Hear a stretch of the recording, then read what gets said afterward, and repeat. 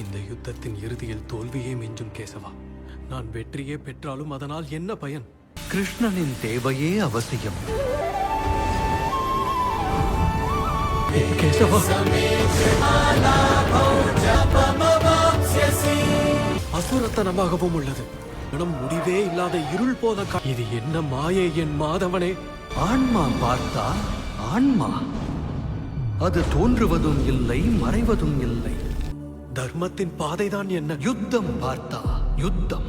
என் குடும்பத்தினர் மற்றும் நண்பர்களின் ரத்தத்தை சிந்துவதா? யார்?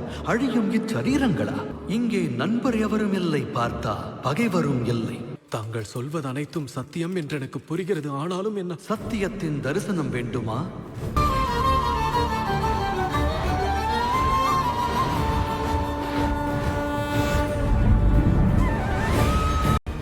எனது இந்த விஸ்வரூபமே சத்தியமாகும்.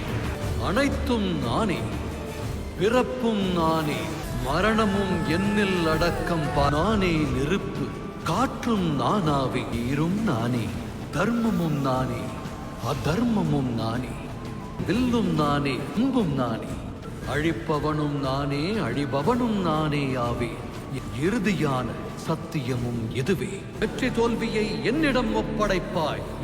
என்னை அடைந்து என்னுள் உன்னை இணைத்துக்கொள். அதுவே முக்தி என்பதை உணர்ந்து கொள். சரித்திரம் இது குருக்ஷேத்திரம்.